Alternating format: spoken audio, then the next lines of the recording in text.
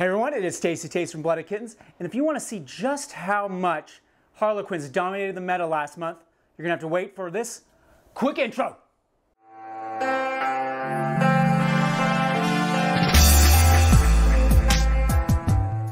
Hey everyone, in this video we take a quick look at the top Warhammer 40k armies for the month of March 2022. But before we jump in, here are some ground rules to help determine what are the best armies. First, we take any ITC event with at least 28 players and 5 rounds. Second, we take the top 3 place lists from those tournaments, including multiple fraction lists, in other words, soup. Then we compare this to the previous month's results, and voila, you have the top 10. March saw 21 events with 63 lists, and at number 1, coming crashing in from nowhere with a new codex, was the Eldari, spreading their clown wings all over the place, with 17 lists sporting a close to 70% overall win rate. This is led by 2 types of army lists. You either had pure Harlequins with flying tank spam, or you went with craft worlds and lots of indirect weapons. But honestly, by the end of the month, it was just clown cars everywhere. Holding steady at number 2, with also 17 lists taking top spots, was the Tao Empire. Tau lists became finely tuned over the month with crisis suits and broadsides buffed by your usual 2 commanders and an ethereal. Though by the end of the month, lists started to add in long strike because sometimes you just absolutely needed to bust those invulnerable saves. Out of the top spot and down 2 spots this month was the number 3 Adeptus Custodes with 11 lists. Being victims of the new Harlequin menace, we can imagine that a lot of top players just moved from them to Harlequins. Still, Custodes armies performed very well, centered around the combination of jet bikes and bodyguard wardens, with dreadnoughts coming in and out of the list depending on different playstyles. Easing down 1 spot to number 4 was the Tyranids, who actually played decently into Eldari, but many players might have felt that the new codex was just around the corner and lost a lot of interest to bring them out. Still, Tyranids had 7 showings led by the Crusher Stampede, where these lists continue to use less DMek but increase the number of hurdles to compensate for the point increases just a few months ago. Now this is where we see a big separation from the top 4.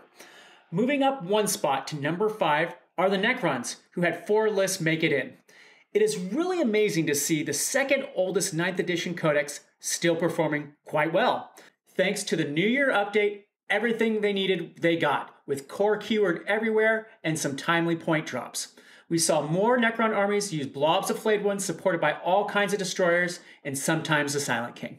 Moving up 2 spots to number 6 was DMek, who snagged 2 first place showings. The army is really just a balance sheet nerf to the other factions away from getting a serious second look. DMek lists that do well are typically either Ranger blob spam or Breacher-led spam, thanks to the Army of Renown Mechanicus cohort. Falling 3 spots to number 7 was the Drukhari, who just got lost in the pointy ear shuffle. They had 3 lists, but 2 of those lists needed soup with Eldar just to win. When they weren't getting help from their cousins, it was the same old fixed city seemed to be the only viable way to play this army. Making it into the top 10 at number 8 was the Genestealer Cults and their top 2 showings. Taking a page from old Necron lists, Genestealer Cult armies' best lists seem to be about flooding the board with cheap objective-taking action units backed up by hit-like-a-truck units. This meant that your Aberrants and Pure Strains were doing all the punching, followed by Jackals and Hybrids doing all the scoring. Moving up 1 spot to number 9 are the Deathguard with 2 lists.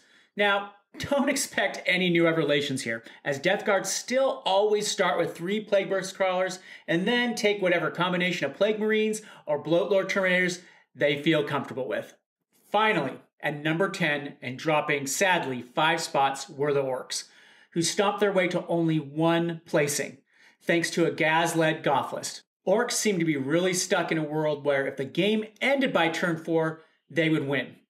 But as it is, currently the 2 meta lists of Gaz and Speed Freaks just lose too much steam over time as they're grinded down. Well, there you have it, the top 10 armies of March 2022.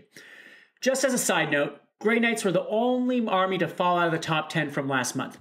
And if you want to see all the top lists in complete detail, please go click on the links in the description below. April will see a lot of changes as the new Tyranids enter the fray by mid-month, along with the expected nerfs of Eldari, Tau, and Custodes.